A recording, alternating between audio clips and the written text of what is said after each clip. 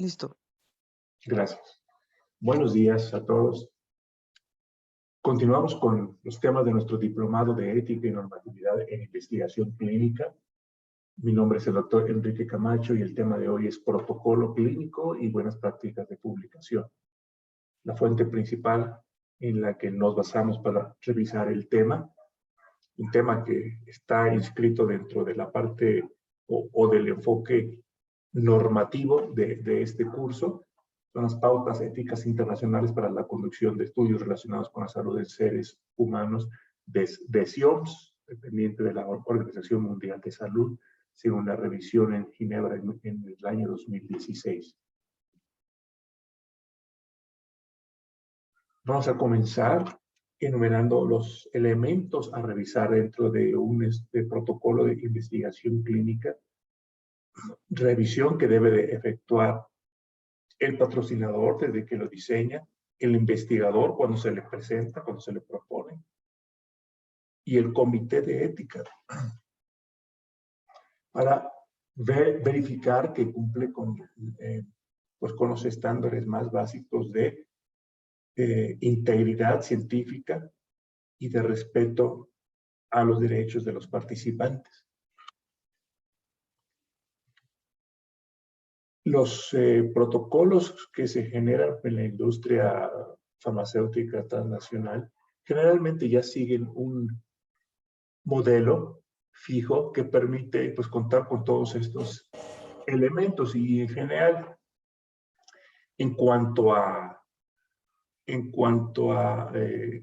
su integridad, en cuanto a que contengan todos estos componentes, pues ya lo podemos dar casi como un hecho. Sin embargo, el objetivo que de la revisión del comité será explorar dentro de esos elementos si realmente están acorde con el respeto a la dignidad y a los derechos de los participantes. Por otra parte, los protocolos que son creados por los propios investigadores, pues pueden o no tener mayor apego a los elementos que les estoy presentando, dependiendo de la experiencia del investigador. Es ahí cuando se presenta quizá la mayor cantidad de omisiones o errores, y es ahí cuando ustedes como comité de ética también tienen que darle mucho apoyo al investigador para que pues vaya adquiriendo la experiencia de qué es lo que debe de incluir, qué es lo que no puede pasar por alto. Entre estos elementos están el título del estudio, un resumen de la propuesta de investigación, el lenguaje lego o no técnico para que pueda también ser comprendido por el representante del núcleo afectado. ¿Recuerdan ustedes este término? El representante del núcleo afectado es el representante de los pacientes o de la comunidad de personas que van a ser predominantemente sujetos de este estudio. De esta manera, aunque el representante o el personal con antecedentes no científicos que se encuentre dentro del comité, pues aunque no pueda quizá ni sea apropiado que se le dé a revisar las 150 páginas de un protocolo, sí podrá tener una visión general de qué se trata a través de este resumen. La declaración clara de la justificación del estudio, su importancia para el desarrollo y para satisfacer las necesidades del país o la población donde se lleva a cabo la investigación. Puntos de vista de los investigadores sobre los aspectos y consideraciones de índole ética que plantea el estudio, tiene que tener su sección ética, y los antecedentes. ¿Cuáles son los estudios anteriores sobre este tema?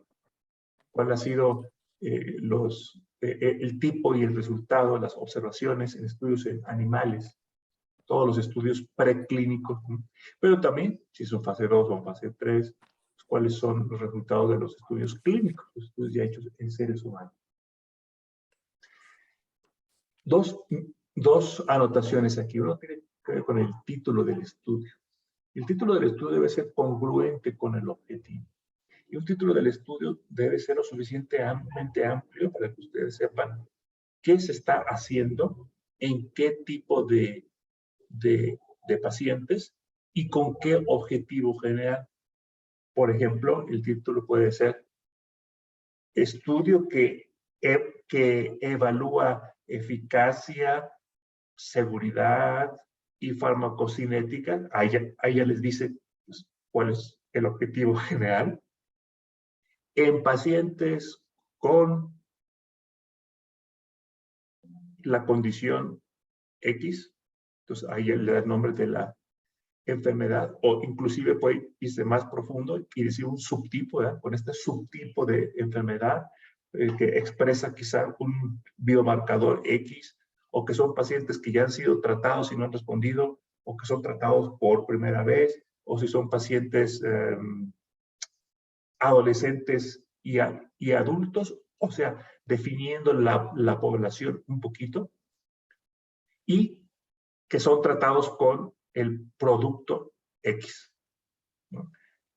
Este sería un estudio con una intervención experimental con un fármaco. Se menciona el fármaco, se menciona la población de pacientes y se menciona qué es lo que se va a examinar en este estudio. Si es eficacia, seguridad, tolerancia farmacocinética, algún comportamiento de un biomarcador, etc.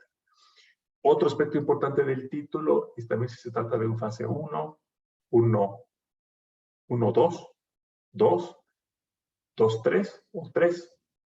La fase, el hecho de que sea aleatorizado o no, que sea comparado o no, o si es observacional, o si es contra placebo o no. Entonces son 4 los elementos que debe contener el título. Algo sobre el diseño, algo sobre la población de pacientes, algo sobre la intervención experimental, por ejemplo, el fármaco, y la población de pacientes. Y lo que se va a explorar. En términos muy generales, es un estudio para evaluar eficacia o algún otro parámetro. Otra anotación aquí está en el punto 3. Declaración clara de la justificación del estudio. Frecuentemente se confunde la justificación aquí en el punto 3 con los antecedentes aquí en el punto 5. No es lo mismo justificación que los antecedentes. Los antecedentes pueden ser una exposición relativamente extensa, aunque no debería serlo tanto. Se debería pedir que el investigador se concrete a los análisis, a los estudios que han realmente fundamentado su hipótesis. Pero bueno, los antecedentes pueden ser extensos. La justificación tiene que ser muy concisa, porque debe responder a la pregunta ¿por qué vale la pena gastar el tiempo y los recursos y exponer a los pacientes a intervenciones experimentales? ¿Por qué vale la pena? ¿Por qué es importante todo esto? Una cosa es decir, es que otros investigadores han visto A, B, C, D, E, F, G. Perfecto, qué bueno que lo hayan visto. Qué bueno que me puedas presentar 45 artículos referenciados en tu bibliografía. Qué bueno. Pero aunque sean 45, o sean 450, o sean 4,500, lo que quiero que me digas es por qué es importante. La curiosidad científica quizás no sea suficiente para justificar el estudio. La curiosidad científica es importante y por supuesto que justifica por sí misma muchas aventuras de investigación. Por supuesto, es así como la ciencia avanza. Pero quizá no justifique que expongas a pacientes con ciertos factores de riesgo a ciertos procedimientos invasivos o a ciertos eventos adversos que presupones que puede tener tu fármaco, tu combinación de fármacos, tu nueva técnica quirúrgica, tu dispositivo médico, etc. Para exponer a estos pacientes a estos riesgos, debe tener algo más de mera curiosidad científica y de una biblioteca de antecedentes. Debes, por ejemplo, mostrar que es una enfermedad para la que no se tiene un tratamiento, una enfermedad que impacta sobre la calidad de la en la vida, una enfermedad que está creciendo en incidencia o en mortalidad o en letalidad, una que es de gran interés público, una quizá que en tu comunidad o en tu hospital es particularmente importante, etcétera. Esto es la justificación del estudio.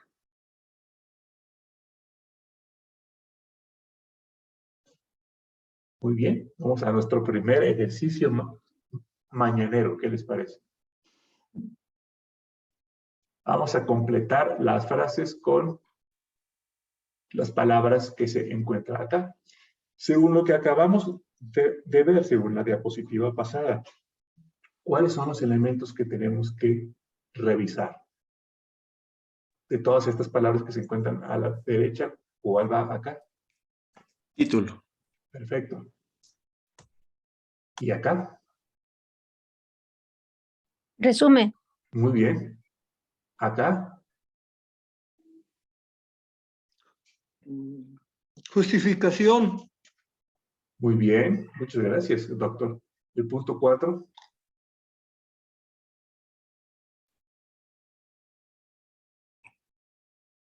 Ética. Excelente. Punto 5.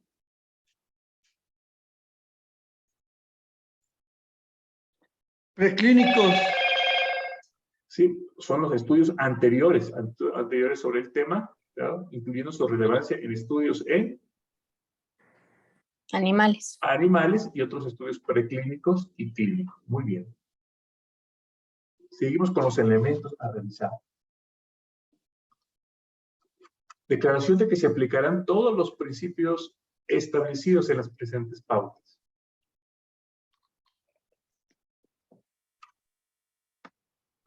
Generalmente, los protocolos internacionales no dicen, nos basamos en las pautas éticas internacionales de la acción, pero sí dicen en la declaración de Helsinki y en la buena práctica clínica. Está bien, no es que se exige que sea ciertas pautas éticas sobre otras, pero que diga en qué principios éticos y en qué normatividad se basa.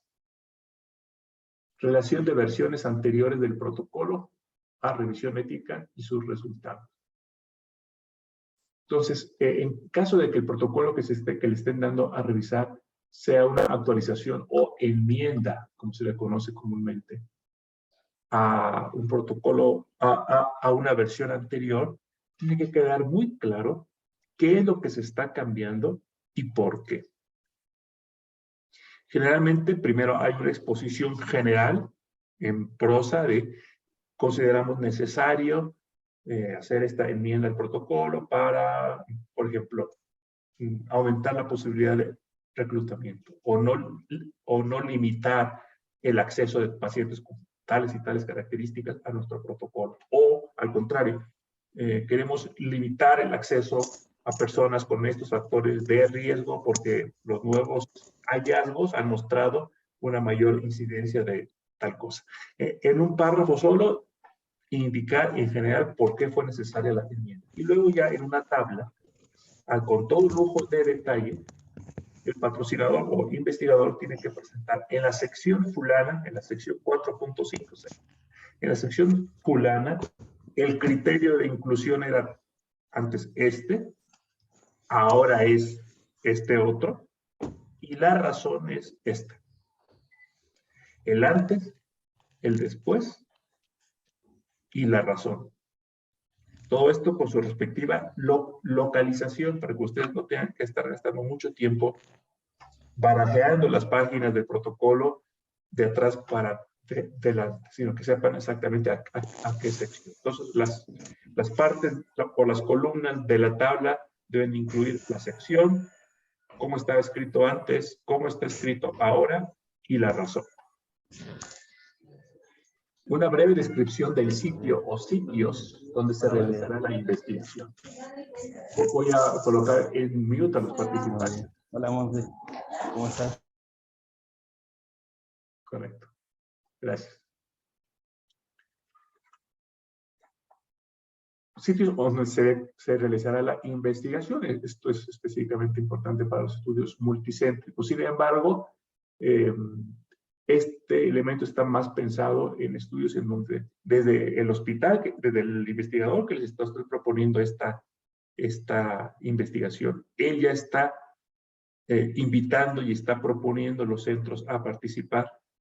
No está pensado en grandes estudios internacionales donde quizá participarán 100 centros y en donde en ningún momento dado del tiempo, cuando se está presentando el estudio, sabemos con absoluta seguridad cuáles son estos 100 centros. Los tiempos son distintos en cada país, las circunstancias son múltiples, por los cuales un centro en China puede declinar participar o abrirse otros centros en Tailandia. Entonces sería imposible o sería totalmente impráctico estar teniendo actualizaciones constantes de protocolo solo porque un centro en Hong Kong se añadió o salió de la lista de centros. Es más bien para aquellos protocolos, quizá en el país mismo, en donde van a participar 4 o 5 centros. Nombre y dirección del patrocinador. Nombre, dirección, afiliación institucional, calificaciones y experiencia del investigador principal y de otros investigadores. Muy bien.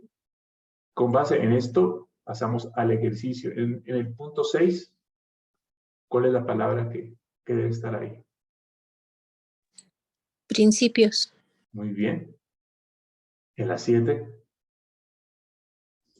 Versiones. Muy bien. Las versiones anteriores. Anteriores, sí. Muy bien. En el punto 8. Descripción. Descripción. Sí. Aquí en la descripción, algo que no mencioné es que no solo los sitios que participarán, sino que son sitios que se encuentran con todas las instalaciones, con los pacientes, con el staff, con todo lo necesario para que se realice de forma segura y apropiada la investigación.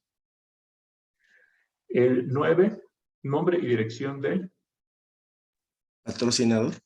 Muy bien. ¿Y aquí? Investigador. Principal. ¿Y otros investigadores? ¿Qué es un investigador principal? Hay dos acepciones. En pequeños estudios nacionales, cuando uso la palabra pequeños, me refiero a el tamaño o el alcance en el número de centros. Por supuesto que cada centro puede reclutar a quizá una gran cantidad de pacientes y obviamente su importancia puede ser sumamente alta. Pero uso la palabra pequeño en comparación con los estudios multinacionales. Resulta que el investigador principal puede ser el investigador que originó, que es el autor principal, y quien está, pues, invitando a sus demás colegas en otros hospitales y llevando la coordinación general del estudio. Se espera que él sea el autor principal. Él en ocasiones tendrá que tomar decisiones sobre si elimina o no a ciertos centros de sus colegas, y es pues la voz principal ante COFEPRIS. Es el primer centro que se aprobó ante COFEPRIS, es la posible interfase con medios de comunicación. Cuando existen patrocinadores, fondos que están apoyando la realización del estudio, él también es la cara principal. Este es un concepto de investigador principal. Otro concepto de investigador principal es que dentro de la institución, aunque sean 200 participantes, dentro de la institución, él es el representante principal ante el comité de ética, ante las autoridades de salud y ante el patrocinador, y es el responsable final, pues, de la calidad de los datos y de la protección de los derechos de los pacientes. Entonces, puede ser dentro del hospital una cantidad de trabajo tal que tengamos al investigador principal y tengamos 2, 3, 4, 5 subinvestigadores, todos médicos como él, más coordinadores, enfermeras, etcétera. Puede ser un equipo de trabajo tan pequeño como 3, 4 personas o tan grande como 30 personas, y el médico que los coordina a todos es el investigador principal. ¿Qué más debemos de revisar? Los objetivos hipótesis o preguntas de investigación, las premisas y las variables de interés. Ok. Tenemos que revisar que todo esto sea congruente entre sí, que todo esto sea congruente también con los procedimientos del estudio que se están proponiendo y con la justificación del mismo. Los objetivos. Recordemos que los objetivos tienen que comenzar siempre con un verbo. El objetivo puede ser comparar la eficacia del tratamiento A versus el tratamiento B en pacientes con las características 1, 2, 3, 4. Y ahí se mencionan las características. No pueden añadir algo más por ahí. Ese sería un objetivo. Frecuentemente puede haber 2, 3, 4, 10, 12 objetivos distintos. Es decir, los datos que se van a estar generando van a poder ser utilizados para responder ciertas preguntas secundarias de investigación o para conocer más sobre la enfermedad, más sobre la forma en que los pacientes responden a un tratamiento. Los objetivos, entonces, con frecuencia pueden ser clasificados como primarios y secundarios o hasta terciarios, y otro tipo de objetivos que a veces se conocen como exploratorios, que es, no tenemos idea qué vamos a encontrar, pero vamos a buscar a ver qué encontramos. Pero, claro, tienen que estar supeditados a que sí exista un objetivo primario que esté conectado con la justificación. El objetivo primario pues, debe corresponder a la importancia del estudio. No podemos poner en la justificación que es importantísimo hacer este estudio y luego que nuestro objetivo sea un objetivo meramente exploratorio. No, tiene que ser muy congruente. Si la justificación es que no hay un tratamiento al que responda por lo menos la mitad de los pacientes, pues bueno, entonces el objetivo tiene que ser determinar la eficacia. La hipótesis, recordemos que tenemos una hipótesis de trabajo sobre la cual se basa el investigador, que es que el investigador considera que el tratamiento con X va a ser más efectivo que el tratamiento con Y por las razones que ya puso en los antecedentes. Es su hipótesis de trabajo. La hipótesis nula, que tiene importancia desde el punto de vista bioestadístico, es que, pues, que no va a existir una diferencia entre el tratamiento A y el tratamiento B. Las preguntas de investigación son importantes porque son las que finalmente conducen a las hipótesis y a la construcción de los objetivos.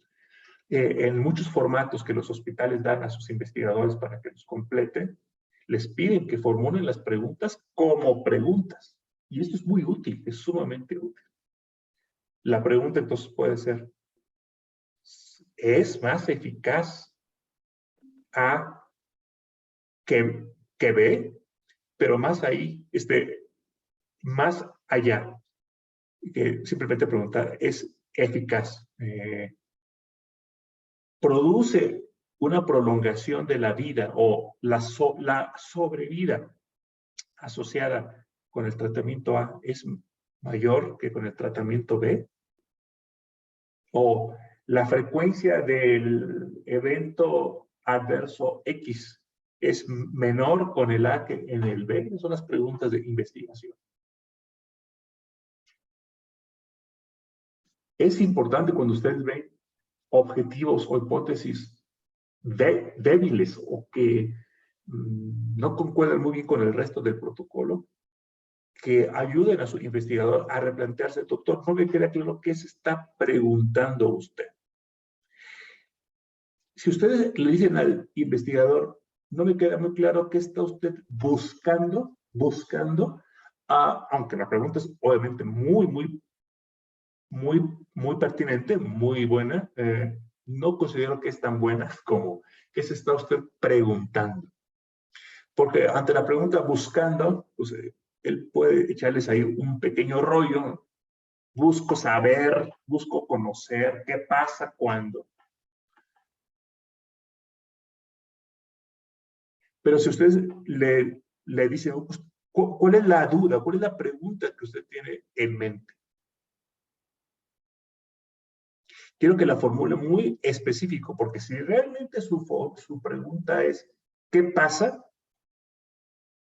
¿Qué pasa cuando le hago esto a los pacientes? Pues esto va a derivar en un objetivo exploratorio. Usted no sabe qué pasa. Y un objetivo puramente exploratorio, pues quizás no pueda justificar este estudio. Pueda justificar otro tipo de estudios en ciencia básica o en ciencia clínica, pero como parte de una serie de objetivos encabezados por un objetivo primario que ese sí tiene que estar conectado con la justificación que le puso usted en esta otra sección. Me dice usted que esta enfermedad es de gran relevancia para la salud pública o de gran relevancia para nuestro hospital, porque usted ha observado que en terapia intensiva en los últimos años se han producido una gran cantidad de infecciones por este tipo de bacteria.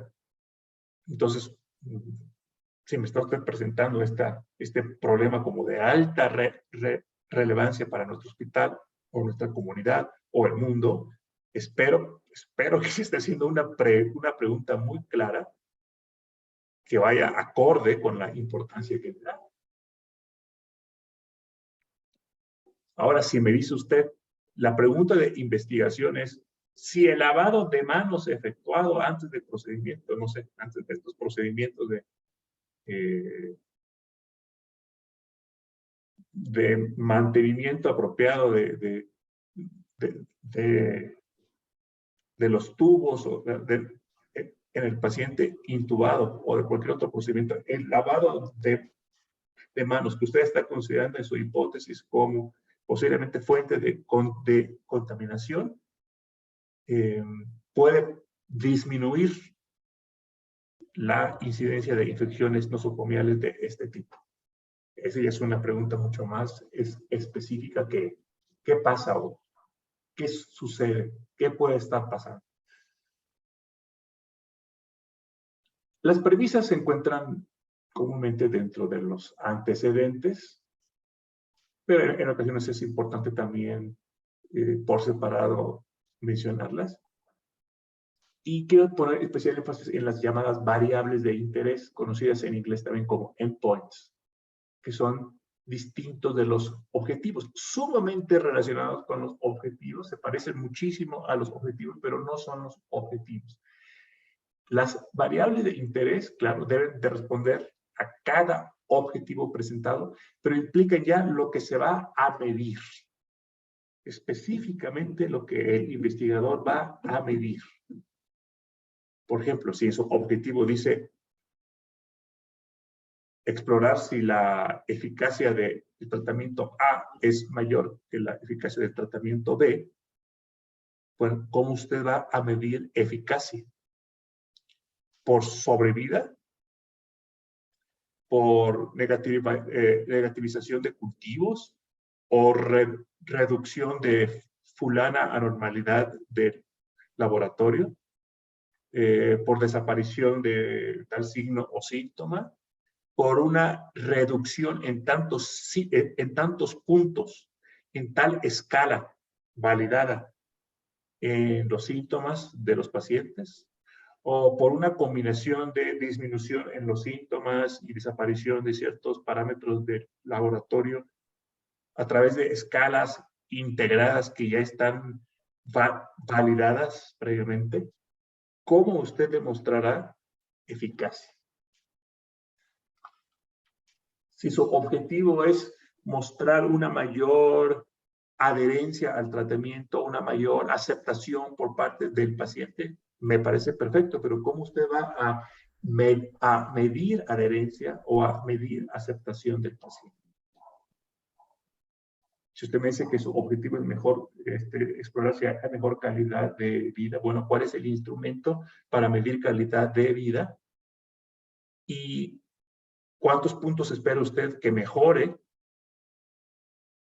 para declarar que mejoró su calidad de vida? Entonces, a cada objetivo debe corresponder una variable de interés. Porque no puede ser que me diga usted, al terminar el estudio, que usted opina que sí, que sí fue más eficaz o que opina que sí fue mejor tolerado, si no me está mostrando resultados medibles. En inglés, recuerden, variables de interés se conoce comúnmente como endpoints. El punto 2 es una descripción detallada del diseño del ensayo o del estudio, y que frecuentemente también se asocia a un esquema, una gráfica. No es necesario que tenga la gráfica, pero frecuentemente se incluye para una visualización más clara de en qué consiste el diseño. Especialmente es importante si el diseño es un poquito complejo, si hay varios brazos de tratamiento, si hay brazos cruzados, o sea que después de que pasen ciertas cosas, los pacientes que recibían placebo, por ejemplo, pueden pasar a recibir el tratamiento experimental, o si los pacientes en el brazo A van a pasar a recibir el B y los del B van a pasar a recibir el A.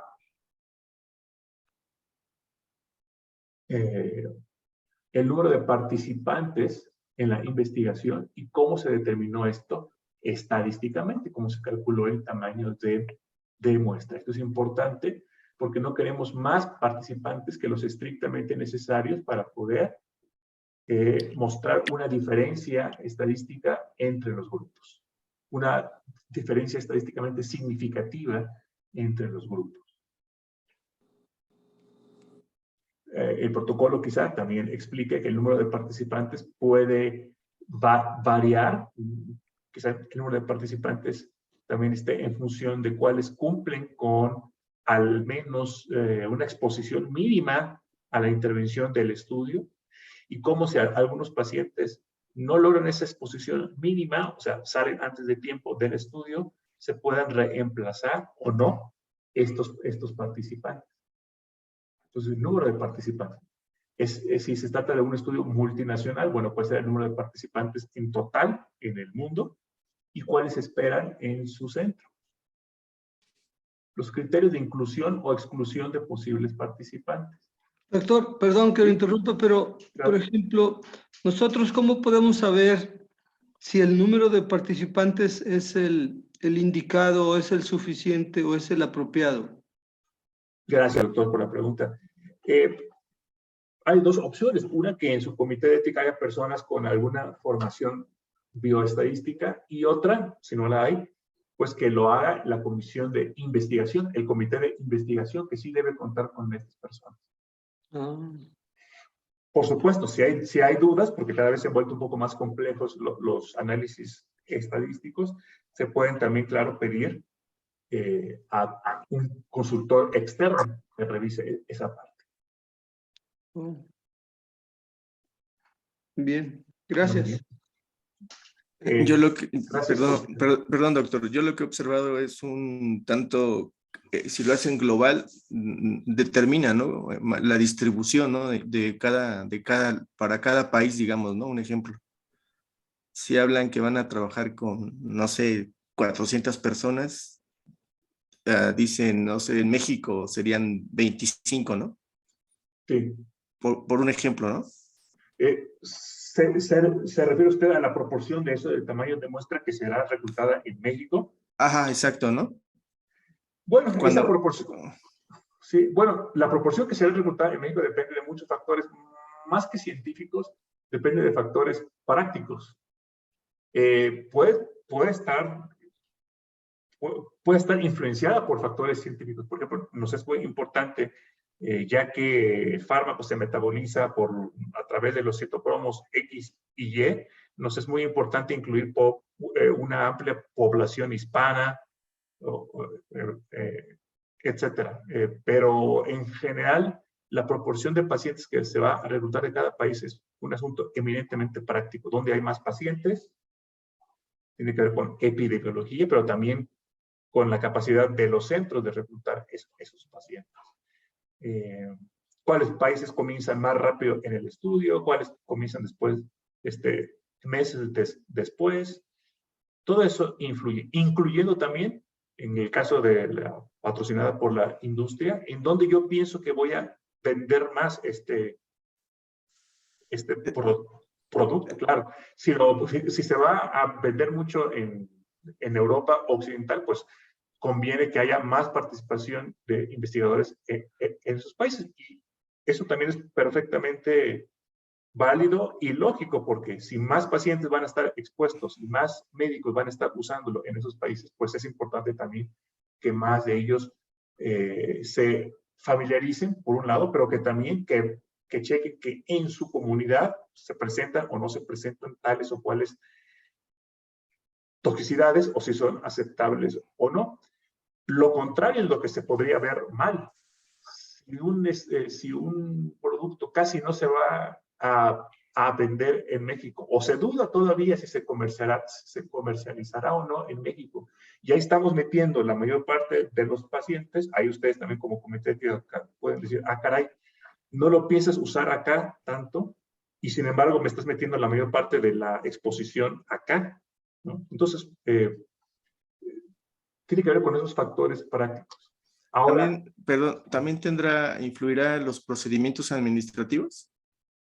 sí, si son más prolongados en un país, la compañía tendrá menos ganas de pues, participar en ese país. Claro. Uh-huh. Lo que la compañía quiere es que la respuesta a las preguntas científicas se dé lo más rápidamente posible para saber si le sigue invirtiendo o no, ¿verdad? Porque los accionistas están constantemente preguntando, ¿cómo va este fármaco? ¿Me va a dar todas las ganancias que espero o no?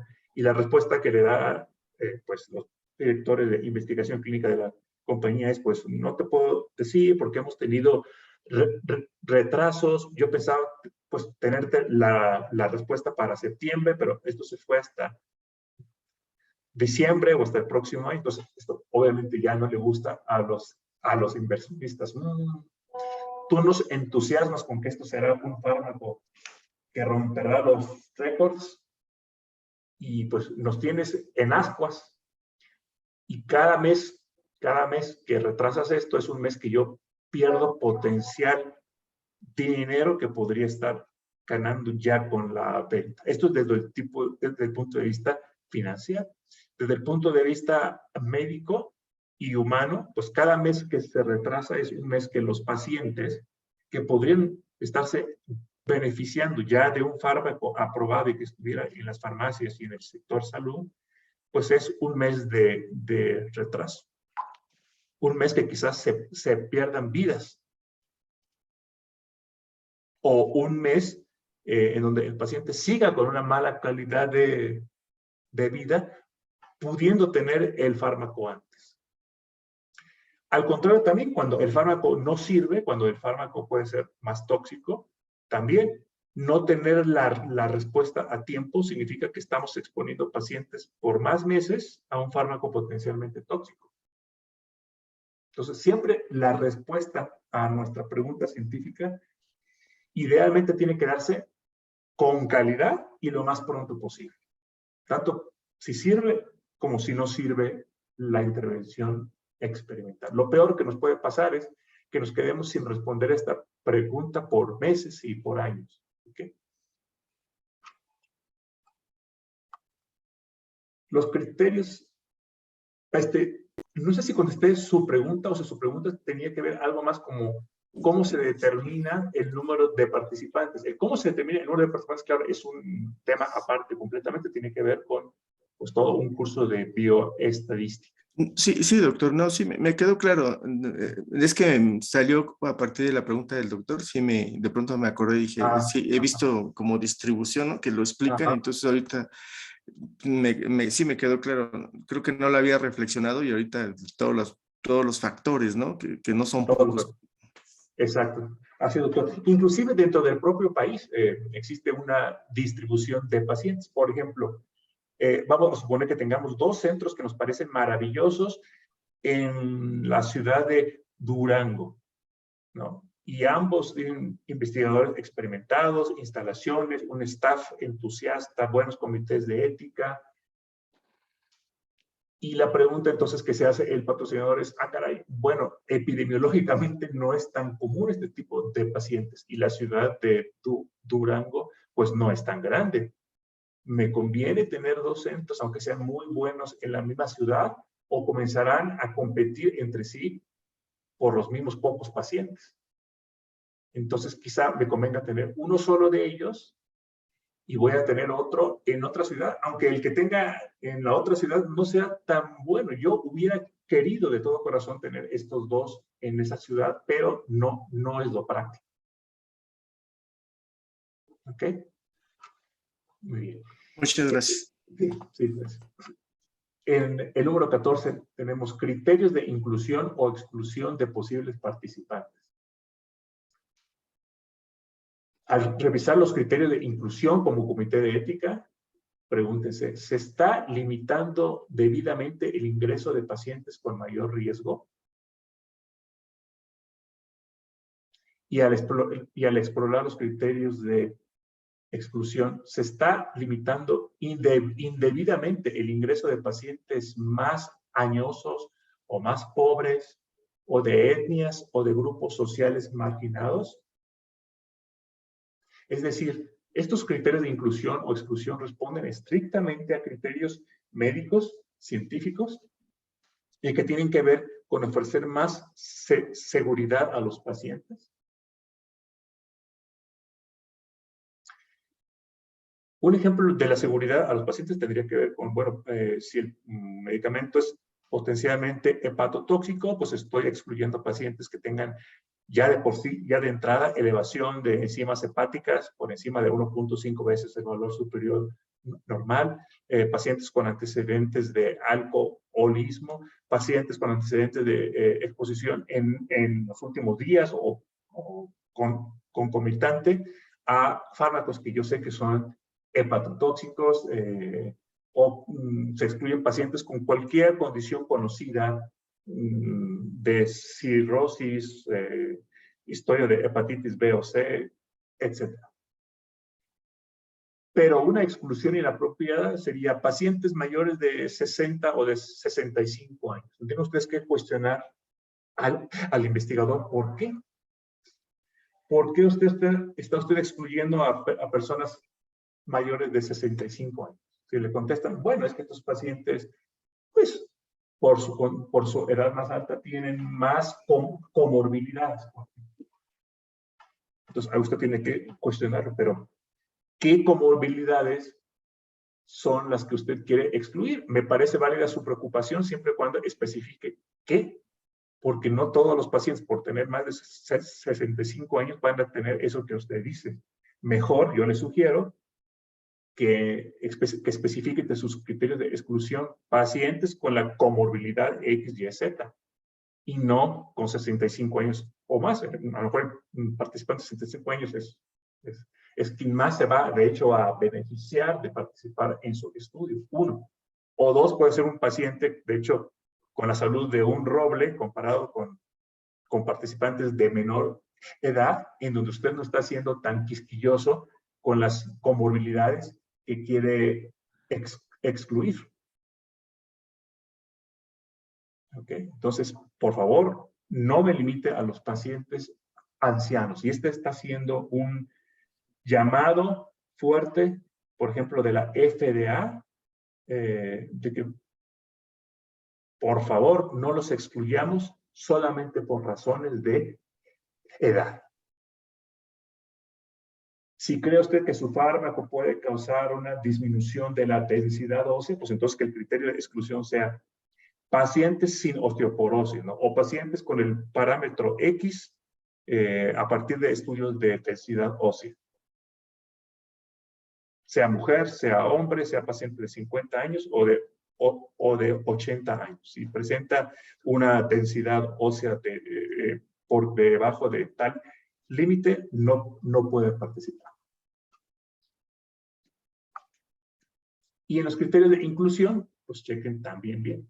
Es posible que el investigador, en caso de que él haya redactado el estudio, o el patrocinador, pues en su afán de reclutar rápidamente y de tener la respuesta a los accionistas y de tener rápido esas ventas, o al contrario, de ya no seguirle invirtiendo a este fármaco, quiera meter pacientes de tutti frutti. ¿no? Y entonces usted ahí tiene que decir, a ver, si usted ya me está diciendo aquí que los riesgos asociados a este fármaco son A, B, C, D, ¿cómo es que está usted admitiendo pacientes de este y de este otro tipo? Mejor limite su búsqueda a este subgrupo de pacientes.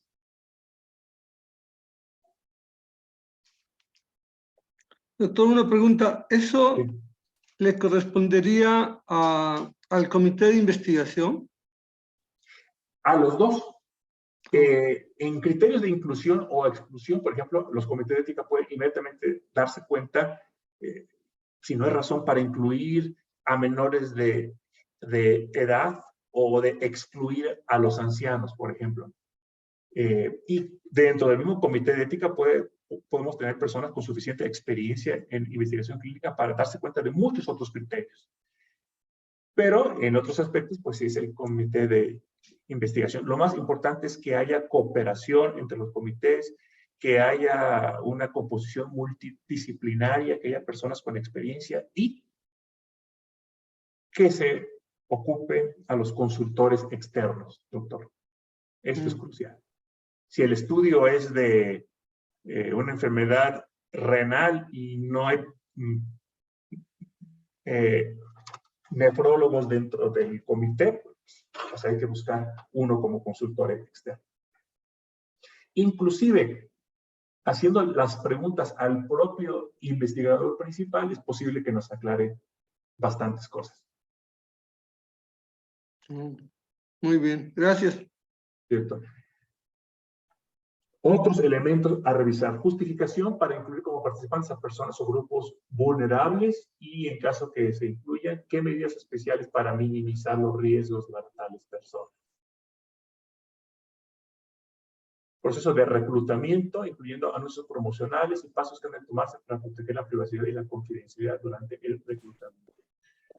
La protección de la privacidad y confidencialidad y otras medidas éticas están ya presentes en las secciones correspondientes de los protocolos que se hacen por la industria a nivel, a nivel internacional. Ahora, el proceso de reclutamiento es muy específico de cada centro. Cada centro tiene su proceso, que puede incluir referencias de otros centros, que puede incluir anuncios promocionales, y esto no tiene que estar incluido en el protocolo, sino en algún documento paralelo al protocolo. Este es el plan que pienso seguir. Y si pienso seguir, y si pienso incluir anuncios promocionales, pues tengo que presentarlos ante el comité para que él verifique si su contenido es ético. La descripción y explicación de todas las intervenciones, esto es importante, todas las intervenciones, estamos pensando, claro, en intervenciones experimentales, es decir, aquellas que no se hubieran practicado como parte de la atención normal de estos pacientes, de no ser porque están participando en un estudio de investigación.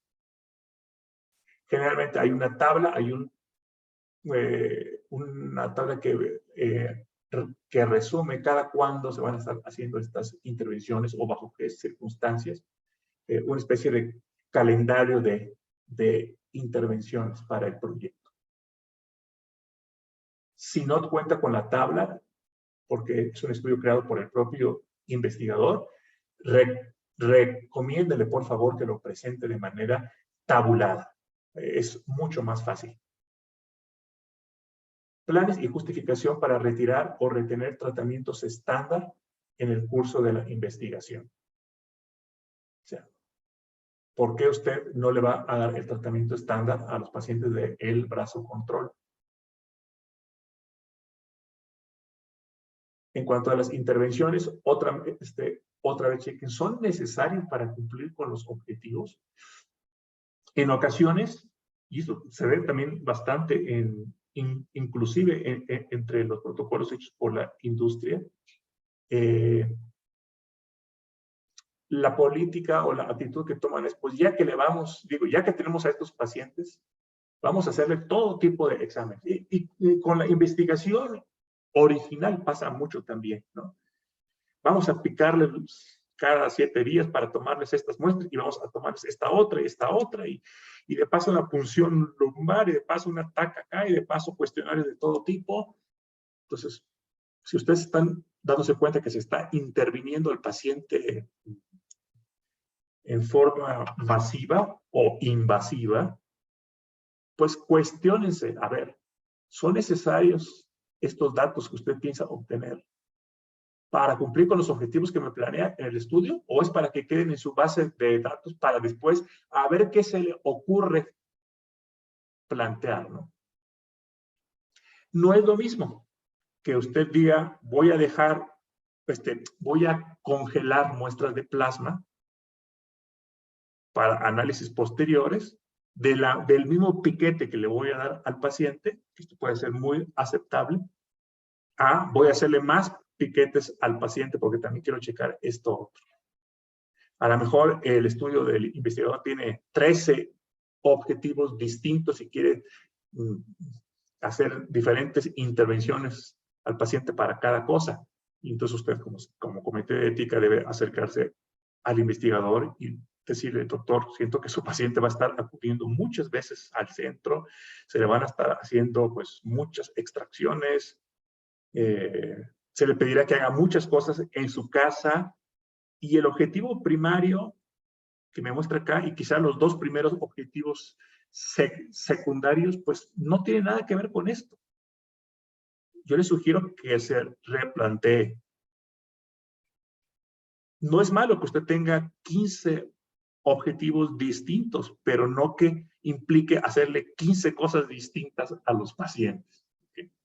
Trate de que dentro de una misma muestra, dentro de un mismo procedimiento, puedan extraerse todos los datos que usted quiere para sus múltiples objetivos. Muy bien, pasamos a este ejercicio. ¿Quién quiere comenzar con el párrafo 15? ¿Qué palabra debe estar ahí? Minimizar. Muy bien.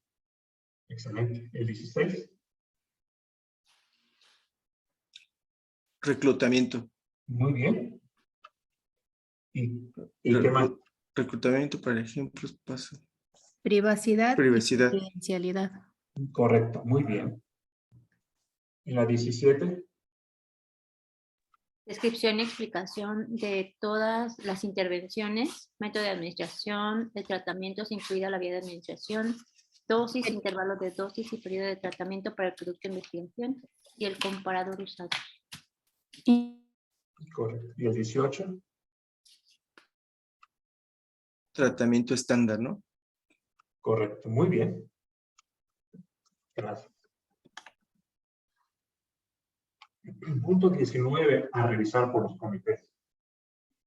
Medicamentos concomitantes permitidos o contraindicados durante el estudio. En este punto quisiera preguntarles qué tan frecuente es que ustedes reciban protocolos para revisión que son creados por los propios investigadores.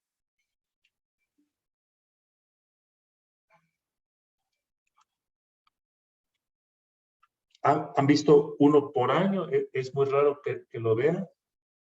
¿O es más o menos frecuente?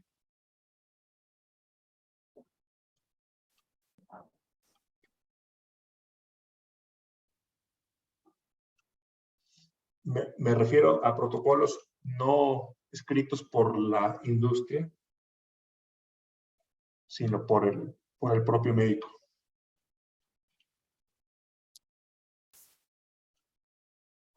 ¿No? ¿No es común? No, ¿No? Bueno, ok. Bueno, en los protocolos tienen que estar claramente descritos los medicamentos concomitantes, que en ocasiones es algo que también falla en los protocolos creados por los investigadores mismos. Es importante que no solamente se enuncien cuáles están contraindicados, sino también aquellos que pueden permitirse siempre y cuando el paciente lo suspenda X número de días antes de entrar al estudio o antes de recibir, perdón, su primera dosis. Entonces, por las características farmacológicas, farmacocinéticas, como especialmente vida media, es posible que sí pueda entrar un paciente siempre y cuando se suspenda su fármaco, qué sé yo, 15 días antes, 30 días antes, 3 meses antes, etc.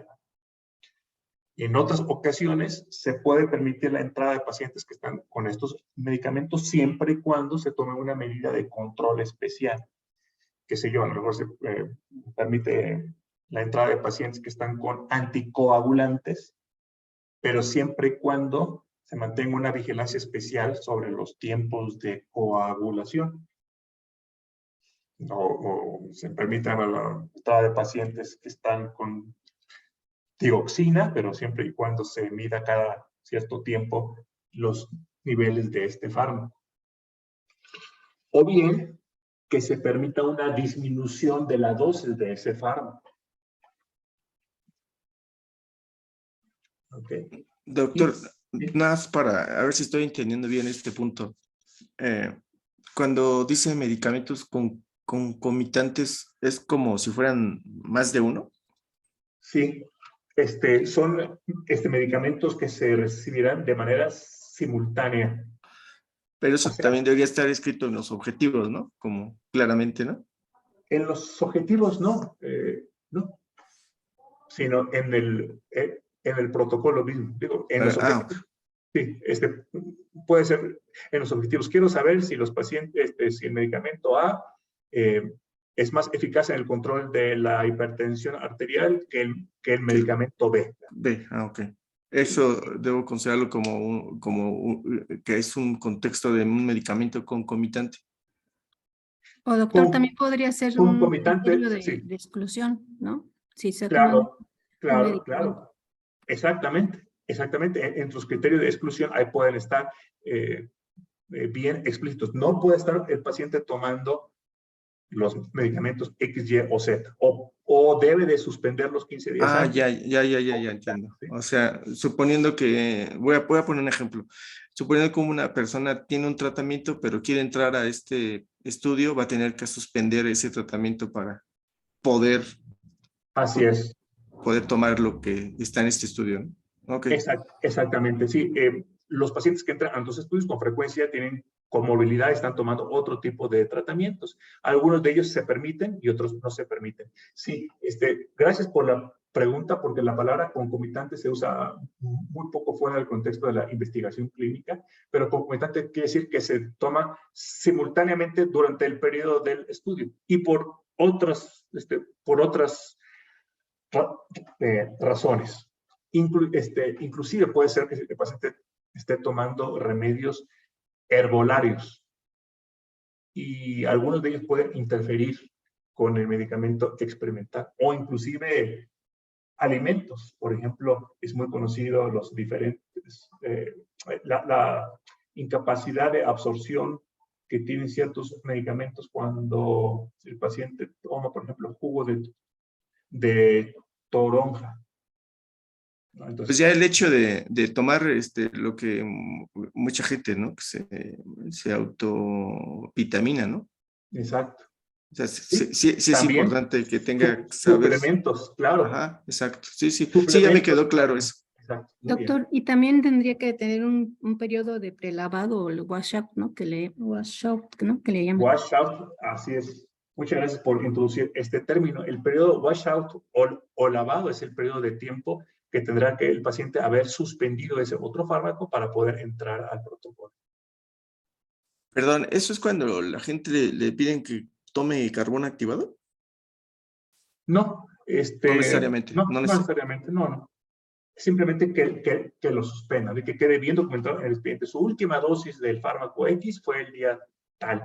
Entonces cuenta usted 15 días, el paciente no puede entrar, no puede recibir su primera dosis hasta que se hayan completado estos 15 días. Por eso, generalmente los protocolos incluyen un periodo de screening en donde se están dando ciertas pruebas al paciente para mostrar si es el candidato ideal para el estudio, si cumple con todos los criterios de entrada. Un periodo de screening de aproximadamente 28 días. Varía entre cada estudio, pero lo más común es que sea un mes o 28 días. En ese periodo se le toman distintas pruebas y se aprovecha ese periodo para hacer el washout de la mayoría de los fármacos que se considere por sus características farmacocinéticas que pueden interferir, o no farmacocinéticas, pero quizá puedan influir en la interpretación de los datos, ¿no? Por ejemplo, el uso de esteroides, por ejemplo.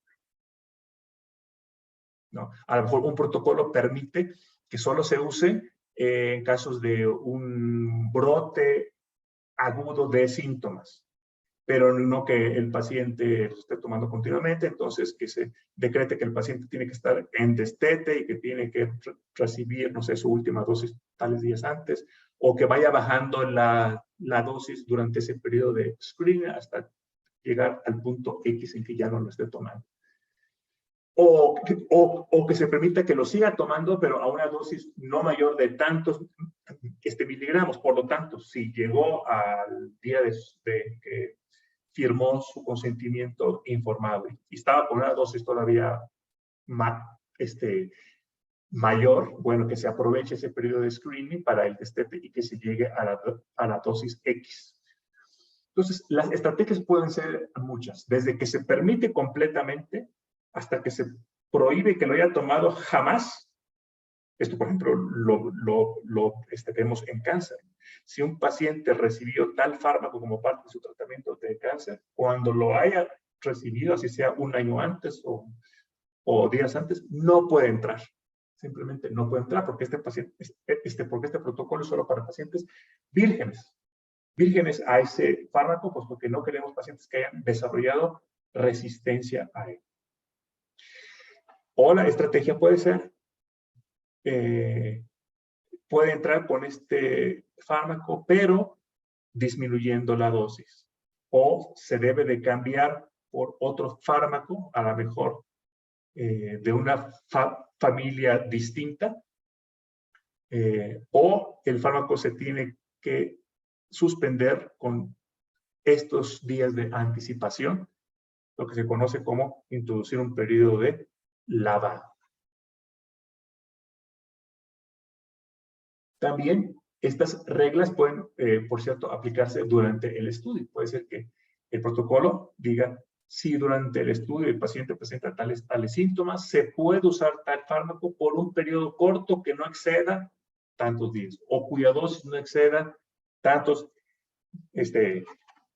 miligramos. Y si por la condición clínica del paciente requiere más días o requiere una dosis mayor, pues entonces el paciente sale del estudio para que pueda continuar con el medicamento que necesita. Las pruebas de laboratorio, imagen o otro tipo que se están haciendo, los modelos de formularios estandarizados que se usarán para la notificación de casos, es decir, lo que se conoce como el CRF, el formato electrónico en donde se estarán vaciando los datos. Muchos comités de ética piden ver modelos de cómo se estará introduciendo la información. De ser el caso, los procedimientos de seguimiento y para determinar la adherencia de las personas al tratamiento. Se van a hacer estudios de farmacocinética para ver las dosis, los niveles predosis, postdosis, que nos den una idea de la adherencia que están teniendo estas personas, o recuentos del fármaco que se entregó y se devolvió por parte del paciente. Después que tenga su última dosis, ¿por cuánto tiempo se le estará dando seguimiento para saber si tuvo algún otro problema de toxicidad que solo se va a detectar después? O para saber también si la eficacia se sostuvo durante un periodo prolongado. ¿Cuánto durará? ¿Y qué se le hará al paciente? Se le harán entrevistas telefónicas, se le pedirá que acuda al centro, se le tomarán todavía ciertos análisis o ciertos estudios de imagen. ¿Qué se hará durante este periodo de seguimiento? El punto 22. Una anotación también sobre la duración del periodo de follow-up o seguimiento. Sería también impráctico que a todos los pacientes participantes en un estudio de miles de pacientes en el mundo se les diera seguimiento hasta su muerte antes de realizar el análisis estadístico y llegar a las conclusiones y presentar el fármaco para su aprobación, porque entonces contaríamos con medicamentos que pueden salvar vidas pues hasta 30 años, 40 años después de que se comenzó un protocolo clínico. Entonces, el periodo, aunque se continúe el seguimiento de los pacientes y se sigan generando datos, pues es importante que se establezca también una fecha de corte. Después de tanto tiempo, cuando se haya cumplido un periodo de seguimiento de 1 año o 2 años o 6 meses o 3 meses, dependiendo de la condición que se estudie. Cuando el último paciente haya completado ese periodo, pues se hará el corte y se presentarán los datos, aunque se sigan generando posteriormente datos que se vayan incorporando ya a manera de farmacovigilancia. El punto 22, criterios bajo los cuales podrá retirarse a participantes del estudio, descontinuarse un centro o terminarse de plano el estudio. Eso también en ocasiones falta en la descripción de los protocolos. ¿Qué hará que un paciente se deba de retirar del estudio? Sabemos por definición que el paciente puede retirarse por voluntad propia en cualquier instante. Eso está dado. Sabemos también que COFEPRIS, el Comité de Ética, el director de la institución, el patrocinador y el investigador mismo también pueden dar por terminada su participación si creen que con esto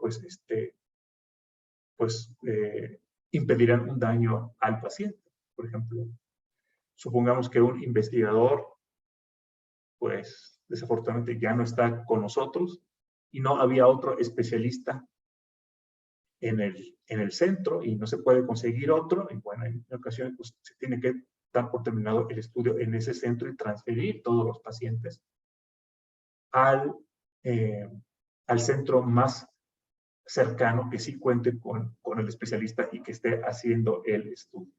Las circunstancias serán muy distintas, no es lo mismo pacientes con enfermedades graves que se estén beneficiando grandemente del estudio a pacientes con enfermedades para las que se cuenta con múltiples tratamientos estándar y que simplemente pueden reintegrarse a la atención normal. Son condiciones muy distintas y el Comité de Ética junto con el patrocinador tendrán que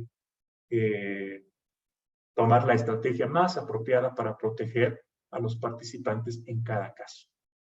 Pero sí nos ha tocado ver de todo tipo. Por ejemplo, algún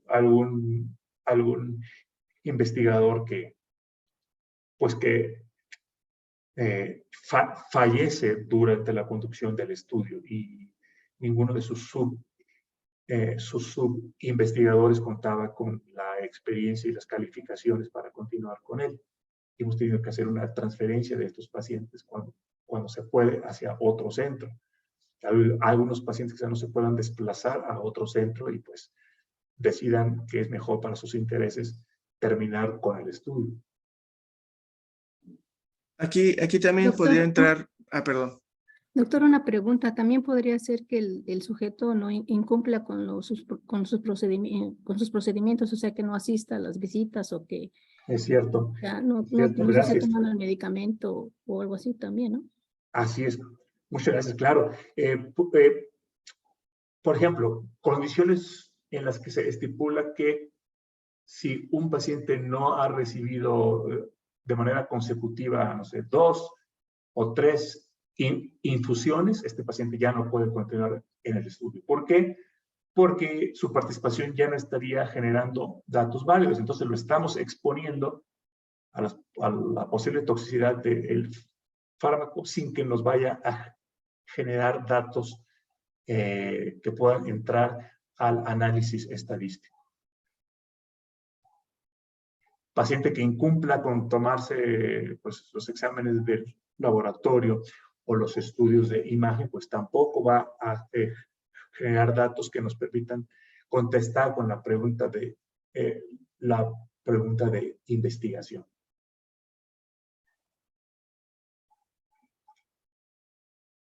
Un doctor quería intervenir, no me di cuenta quién de ustedes. Sí, era en ese mismo sentido. precisamente que si en este punto era también sobre los pacientes.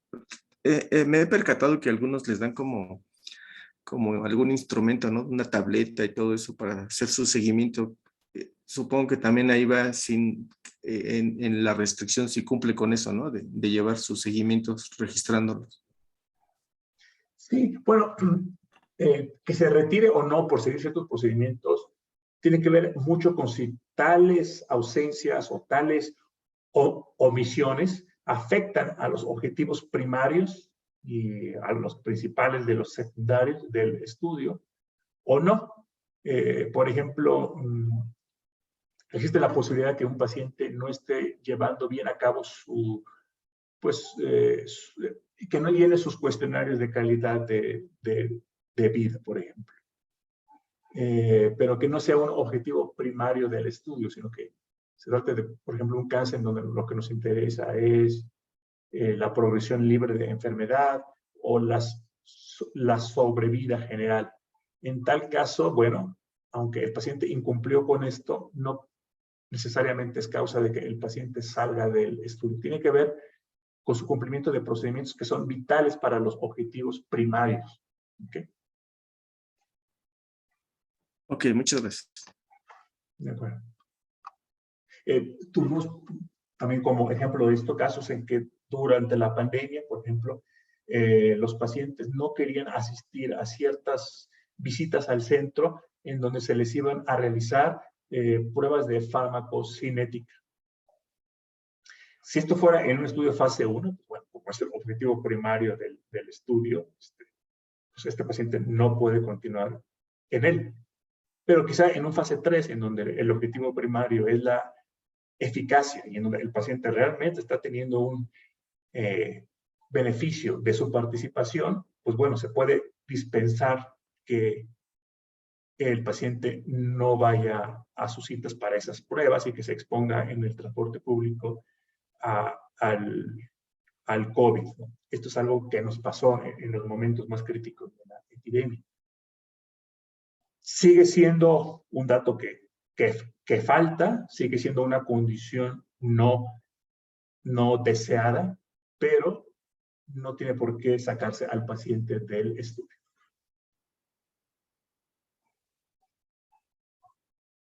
Métodos de registro y notificación de eventos adversos y medidas previstas para tratar las complicaciones. Tiene que haber toda una sección en donde diga cómo se definen los eventos adversos, cómo se definen aquellos que son serios, cuáles son aquellos que son de interés especial para el estudio y cómo se van a estar reportando. Los riesgos conocidos o previstos de reacciones adversas, claro que tienen que estar claramente en el protocolo, los posibles beneficios individuales y beneficios para la población. Esto puede estar incluido dentro de la sección de justificación. Muy bien. Vamos a ver este ejercicio. ¿Qué palabra corresponde al párrafo 23?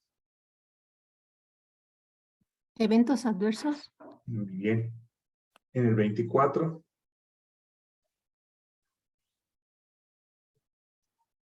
Riesgos. Bien. En el 25.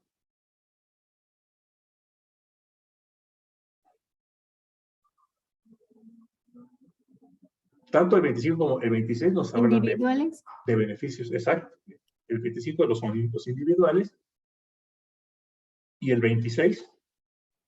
Para la población. Correcto. Gracias. Muy bien. Punto 27.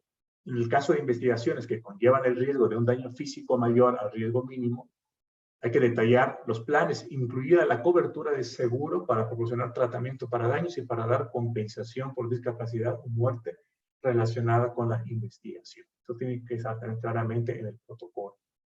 Si es realizado por un investigador, bueno, el investigador tiene que comprar un seguro que cubra esto o de alguna manera involucrar a la institución para que la institución lo respalde en dar la compensación por estos daños.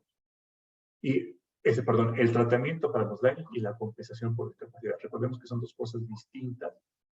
El tratamiento por daños implica, como su nombre dice, el tratar de restituir la función del órgano, del sistema que recibió el daño y de desaparecer todos los síntomas. Y en cambio, compensación se refiere a tratar de mitigar algo que ya no se puede recuperar en su totalidad. Entonces, por más tratamiento que se dé, no podremos restituir esta función y entonces queremos dar una compensación para que en otras áreas de la vida del paciente tenga un beneficio. Una pregunta, Sí. ¿ahí no entraría la compensación por viáticos o gastos para movilidad, aunque no tenga ninguna lesión? ¿O es en otro punto? Sí es bueno que entre, digo, no tiene que ver con este concepto, pero por supuesto, ¿qué se hará para compensar al paciente? Su participación en el estudio, eso también tiene que estar en el protocolo. Claro. Y gracias por mencionarlo. Cuando no entra en el protocolo, después el comité tiene que hacer una pregunta y el médico tiene que someter una respuesta por escrito. Recordemos que este tratamiento por daños y esta compensación solo aplican cuando el daño es relacionado con la investigación, como ya vimos. También debe de incluir un plan para monitorear el resultado de un embarazo, ya sea si era la participante la que se embarazó o si era la pareja del participante varón. Muy bien. Antes de entrar a este importante tema del acceso postestudio, un tema sumamente importante, voy a pedirles una pausa pequeña. Si están de acuerdo, nos vemos. Yo tengo aquí las 9:19. Nos podemos ver a las 9:21 en 2 minutos. Ok, gracias. Sí, De doctor. acuerdo. Este es un punto importante a revisar y son las medidas que se han previsto para dar lo que se llama acceso postestudio a las intervenciones que hayan demostrado ser de beneficio para los participantes. Cuando hablamos de intervenciones en todo este curso, recuerden que nos referimos a fármacos, pero también puede ser una nueva técnica quirúrgica, puede ser un dispositivo médico, pero en el 90% de los casos hablaremos sobre fármaco. Acceso postestudio. Tiene que estar presente en el protocolo si habrá un acceso postestudio o no se contempla. Puede ser también perfectamente válido que no se contemple. Que no se contemple porque estamos en una fase todavía muy precoz. Al desconocerse la eficacia y la seguridad de un fármaco, porque no estaba dentro de los objetivos primarios llegar a determinarla en plenitud, sino solo a tener indicios de ella, pues sería contraproducente, no tendría base ni científica ni ética intentar planear un acceso a estos fármacos cuando todavía no tenemos una fase 2 o una fase 3. Entonces, básicamente, este plan para el acceso postestudio aplica para estudios fase 3. Y para poder saber si es algo que puede ser viable y que puede repercutir realmente en un beneficio a largo plazo para los participantes, tenemos que reflexionar sobre varias preguntas. No se trata, pues, de una decisión que aplique como receta de cocina para todos los casos. Cada protocolo, cada condición médica, cada paciente, e inclusive cada centro, tendrá sus circunstancias muy particulares. Por ejemplo, si existen o no alternativas a la intervención experimental. La primera pregunta que se tienen que hacer. Ok, el fármaco está siendo de beneficio para el paciente, pero su beneficio es comparable, muy comparable con fármacos que ya existen y que están comercializados. En ocasiones, ustedes encontrarán protocolos en donde, pues, lo que se buscaba no era un fármaco con mayor eficacia, o no resulta ser de mayor eficacia, sino resulta ser de una eficacia comparable. Lo que se conoce también como estudios que están diseñados para mostrar la no inferioridad comparado con el fármaco que ya existe. Entonces, si no quieren mostrar su superioridad, ¿por qué es que se hacen? Bueno, se hacen porque puede ser que sean medicamentos, por ejemplo, de más fácil aceptación para el paciente. El fármaco previo se administraba intramuscularmente cada mes y el medicamento actual se administra oralmente todos los días. Entonces, bueno, plantéense esa pregunta. Si todas las demás condiciones que se tienen que tomar en cuenta para que el paciente tenga acceso continuado van a complicar más las cosas y el medicamento intramuscular ha mostrado ser tan eficaz como el nuevo oral, pues quizás no sea necesario forzar al investigador o patrocinador a dar el acceso post-estudio. Otra pregunta. ¿Qué ventajas y desventajas tiene la terapia ya aprobada en comparación con la experimental? Puede ser, por ejemplo, que la ya aprobada sea ligeramente inferior en eficacia, pero bastante superior en términos de seguridad de los eventos adversos que se le asocian. ¿Qué consecuencias tendría para el paciente suspender el tratamiento mientras accede a otra alternativa? Es una pregunta importantísima. No es lo mismo estar considerando el efecto de medicamentos biológicos que se aplican cada 3 o cada 6 meses, porque su actividad biológica persiste durante ese tiempo, y otros que se requiere que el paciente continúe su tratamiento ya.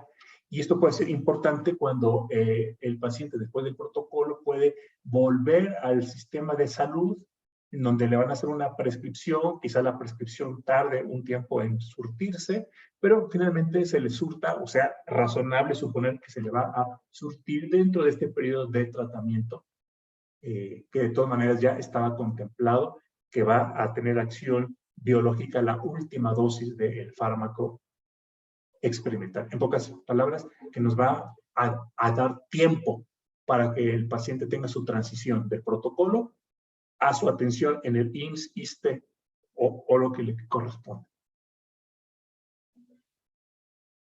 Si no puede suspender el tratamiento más de 2 o 3 días, pues es importantísimo que el plan esté bien hecho para que después de la terminación del protocolo, continúe con un acceso continuo a este fármaco.